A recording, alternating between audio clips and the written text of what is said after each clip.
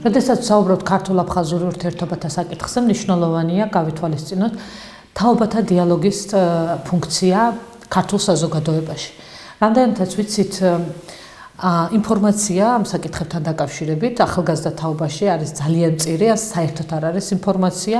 ასევე დაინტერესებულ პირს ნაკლებად მიუწვდება ხელი კვალიფიციურ სტატიაზე თუ გამოკვლევაზე, რომელიც იწერება. და ერთადერთი საშუალება, რითაც შეიძლება ეს ვაკუუმი ამოივსოს, არის უფროს თაობასთან საუბარი და აუცილებელია, რომ ეს საუბარი იყოს გულახდილი, გულწრფელი და მხოლოდ ერთადერთი ეს საშუალება რჩება, რომ ახალმა თაობამ მიიღოს საჭირო ინფორმაცია, რაც შემდეგ დაეხმარება ამ საკითხში გარკვევაში. გადახრები, თაობათა შორის ინფორმაციის გადაცემა თითქმის არ ხდება, ნაკლებად ხდება და ინფორმაცია აფხაზეთის ომთან დაკავშირებით თითქმის არ არსებობს. შემდგომშიც რო ვთქვა, მეც ბავშვობაში თითქმის ინფორმაცია არ მქონდა რა მოხდა 90-იან წლებში და ძირითადად მეცნობდა ბრალდებები თუ რა მოხდა, რის გამო დაუკარგდა ჩვენ აფხაზეთი და არანაირი ფაქტობრივი ინფორმაცია.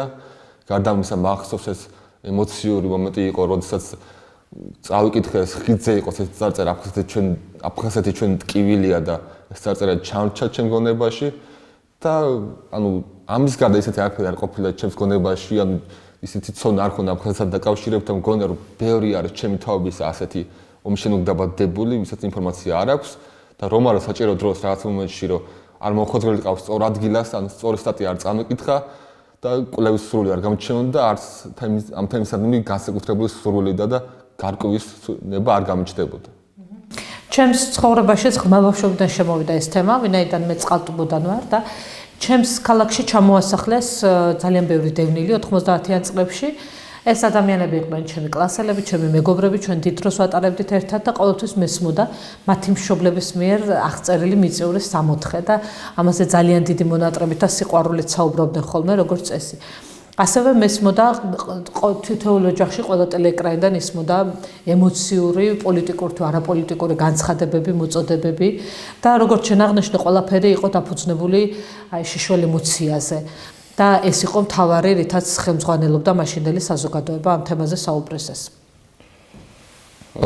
გადახრები, რომ თაობათა დიალოგი ხდება ძირითადად იმ ოჯახებში, რომელთაც გამოცდილება აქვს აფხაზეთში ცხოვრების, აფხაზი მეზობელი ყოლია და შემდეგ, მაგრამ არის ასევე ბევრი ოჯახი, რომელთაც შეხება არ ქონიათ საერთოდ არც ერთ თაობაში აფხაზებთან და ამ შემთხვევაში ცოდნის გადაცემა თაობათა შორის საერთოდ ნაკლებად ხდება და ხალხგაზრდები დიფერენტულები არიან. და ასეთ გარემოში კი, როდესაც ადამიანის გონება ცარიელია და ინფორმაცია არ აქვს, ასეთ გონებას იკავებს ძირითადად მითები, რადიკალური მოწოდებები, მილიტარისტული მოწოდებები, რომ ჩვენ დაკარგული ასევე ომით უნდა დავიბრუნოთ და ასე შემდეგ, როდესაც ასეთი მოწოდებები ჩვენ არაფერში არ გვადგება დღეს, სადგანაც კარგად ვნახეთ, რომ 90-იან წლებში რადიკალიზება რა მოგვიტანა და მხოლოდ ომი და გაჭირვება და უბედურება და არაფერი კარგი. თაობათა შორის დიალოგი ასევე ძალიან მნიშვნელოვანია, როდესაც ვსაუბრობთ ქართულ-აფხაზურ დიალოგზე.